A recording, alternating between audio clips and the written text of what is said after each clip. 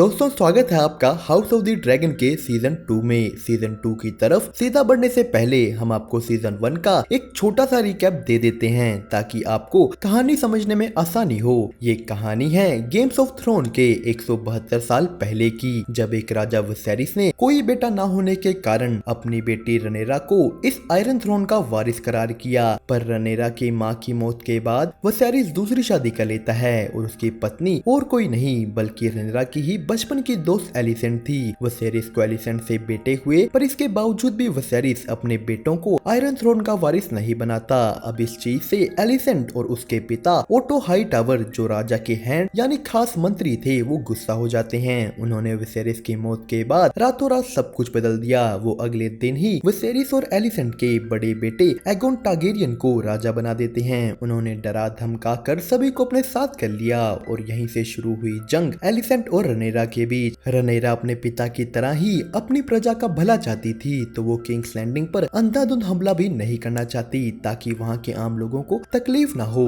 पर चीजें बदल जाती हैं जब एलिसेंट का छोटा बेटा एमंड रनेरा के छोटे बेटे लुसेरस को मार देता है। अब अगर हम बात करें थोड़े और मेन कैरेक्टर्स की, तो सबसे पहले आता है डेमन टारगेरियन। ये रनेरा के पिता विसेरिस का सगा भाई होने के साथ साथ रनेरा का दूसरा पति है। रनेरा का पहला पति था लियोनर वलेरियन, जिसे रनेरा के 3 बच्चे हुए, जकारिस, लुसेरिस और जोफ्री। पर लियोनर अब मर चुका है। लियोनर के माता पिता थे लॉर्ड कोलिस और रनीस। यही विसेरिस के एलिसेंट से 3 बच्चे हुए, एगन, एमंड और हेलिना। हमें पता है कि अगर आपने सीजन 1 नहीं देखा तो आपको ये सब बहुत ही कंफ्यूजिंग लग रहा होगा, पर अगर आप चाहते हैं कि हम आपके लिए सीजन 1 का एक डिटेल एक्सप्लेनेशन लेकर आए तो कमेंट में सीजन 1 लिख दीजिएगा। इसी के साथ सीजन 2 के एपिसोड 1 की शुरुआत होती है विंटरफेल में, जहां रनेरा का बड़ा बेटा जकारिस क्रैगन स्टार्क से मिलने आया हुआ था। जकारिस क्रैगन को रनेरा के प्रति खाई उनकी शपथ याद दिलाता है, तो क्रैगन ने कहा कि हम नॉर्थ वाले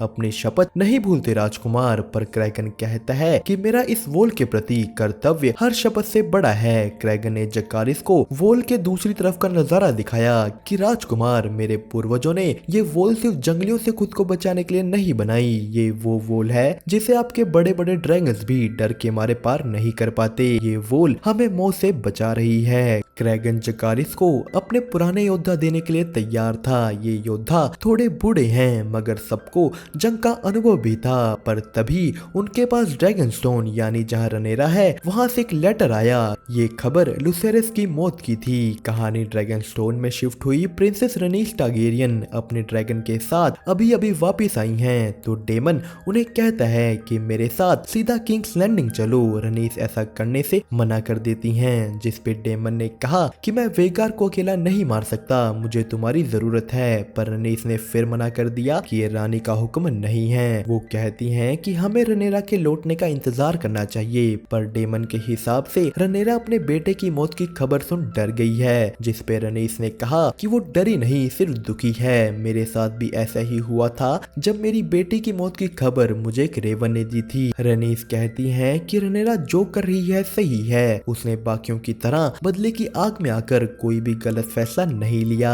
हमें रनेरा दिखाई जाती है जो अपने बेटे की लाश को समुद्र के किनारों पर ढूंढ रही थी। सीन शिफ्ट हुआ लॉर्ड कोलिस वलेरियन पर। वो किंग्स लैंडिंग को घेरने के लिए अपनी शिप तैयार करवा रहे थे। यहाँ उनका एक वर्कर एलन उन्हें उनकी मंगवाई हुई एक तलवार देता है। लॉर्ड कोलिस ने तलवार ले कहा कि ये मैंने अपने पोते लुसेरिस के लिए बनवाई थी।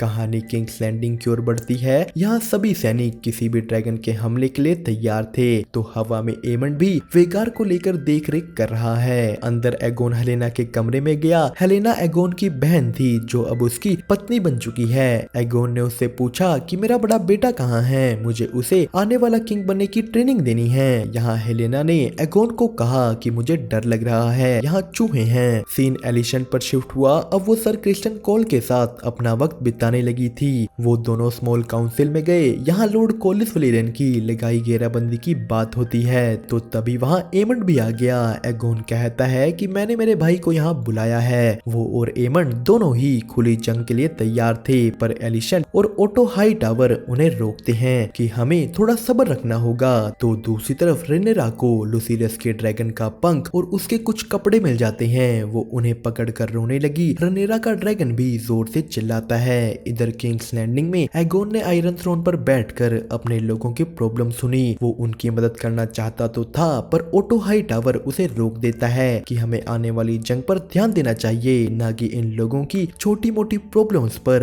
एगोन को ये चीज पसंद नहीं आती कि ओटो एक हैंड होकर एगोन जो किंग है उसे कैसे रोक सकता है। ये सब दूर से लॉर्ड लारी स्ट्रॉन्ग देख रहा था। वो एगोन को साइड में ले जाकर कहता है कि महाराज, ओटो आपके पिता का हैंड था, जिसका मतलब ये नहीं कि वो आपका भी हैंड हो। तो इधर ड्रैगन स्टोन के पास एक शिप में रनेरा के सैनिकों को माइसेरिया द व्हाइट वोम मिली। वो उसे डेमन के पास ले जाते हैं। डेमन माइसेरिया पे गुस्सा था क्योंकि वो पिछले कुछ समय से ओटो हाई टावर के लिए काम कर रही है, जिसपे माइसेरिया ने कहा कि मैं सिर्फ पैसों के लिए उसके साथ थी, बाकी मेरा उससे कोई लेना देना नहीं। डेमन माइसेरिया को एक गद्दार कैद जेल में बंद करवा देता है। उसी वक्त रनेरा ड्रैगन स्टोन वापिस आ गई। उसने आकर बस एक ही लाइन बोली कि मुझे एमन टारगेरियन चाहिए। डेमन वापस माइसेरिया के पास जाता है कि अभी भी राजमहल में तुम्हारे कई जासूस तो होंगे ही। डेमन ने माइसेरिया से उसकी रिहाई के बदले एक सौदा किया। इधर जकारिस विंटरफेल से वापस आ अपने माँ से मिलता है। उसने रोते रोते रनेरा को सारी खबर दी कि स्टार्क और बाकी लॉर्ड्स आपका साथ देने को तैयार हैं। रनेरा जा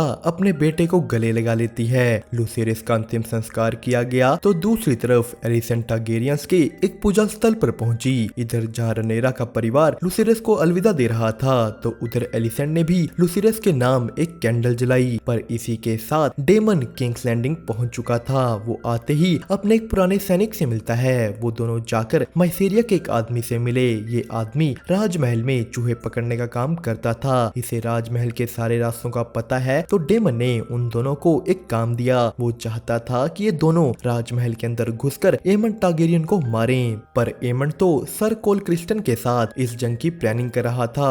वो दोनों बात करते हैं कि कैसे एगोन ओटो हाई टावर और एलिसेंट के कहने पर चल रहा है, जो साफ सीधी जंग नहीं करना चाहते। एमन कहता है कि मेरी माँ को तो हमारे दुश्मनों से हमदर्दी है। तो तभी वहाँ ओटो हाई टावर आ गया। वो क्रिस्टन कोल को बाहर भेज एमन को अकेले में कहता है कि ये जो तुम प्लान्स बना रहे हो वो हमारे पीछे से बना रहे हो। ओटो एमन को समझाता है कि तुम और तुम्हारी ड्रैगन वेगार हमारी इस जंग के लिए सबसे जरूरी हो, तो तुम्हें थोड़ा समझ कर चलना होगा। वो एमन को वादा करता है कि तुम्हें तुम्हारी आंख का बदला जरूर मिलेगा। यहीं दूसरी तरफ से डेमन के वो दो आदमी सुरंगों के रास्ते से राजमहल में घुस जाते हैं। उन्होंने देखा कि एगोन अपने साथियों के साथ नशे में धुत होकर आयरन थ्रोन पर पड़ा था। वो दो आदमी उसके सामने से होते हुए आगे गए, पर जब वो एमन के कमरे में पहुंचते हैं वो वहां नहीं था और उन्हें ऐसे घूमते हुए एक दासी ने भी देख लिया। दासी भाग जाती है। एक आदमी उसके पीछे गया, पर इतना दूसरा आदमी हेलेना को पकड़ लेता है। दूसरे साथी ने आकर पूछा कि तुम ये क्या कर रहे हो, हमें एक बेटे को मारना है। तो इस आदमी ने कहा कि वो देखो, यहाँ एगोन के दोनों बच्चे सो रहे थे। वो आदमी हेलेना को चाकू की नोक पर रखकर पूछता है कि बताओ इनमें से राजा का बड़ा बेटा कौन सा है। उन्होंने हेलेना को कहा कि सच बोल दो वरना सब मर जाओगे। हेलेना ने अपने बेटे की ओर इशारा कर दिया। वो लोग उसके बेटे का सर धड़ से अलग करने लग गए, तो पीछे से हेलेना अपनी बेटी को ले वहां से निकल जाती है। वो राजमहल में भागते हुए सीधा एलिसेंट के कमरे में पहुंची, जहां एलिसेंट क्रिस्टन कोल के साथ थी। डरी हुई हेलेना उन्हें बताती है कि उन्होंने लड़के को मार डाला। दोस्तों, इसी के साथ ये एपिसोड हुआ यहीं पर खत्म। आपको हमारी एक्सप्लेनेशन कैसी लगी हमें कमेंट करके जरूर बताएं। वीडियो पसंद आई हो तो इसे लाइक कर दीजिएगा। आगे के एपिसोड भी आपको हमारे चैनल पर मिल जाएंगे, तो सब्सक्राइब करना मत भूलना।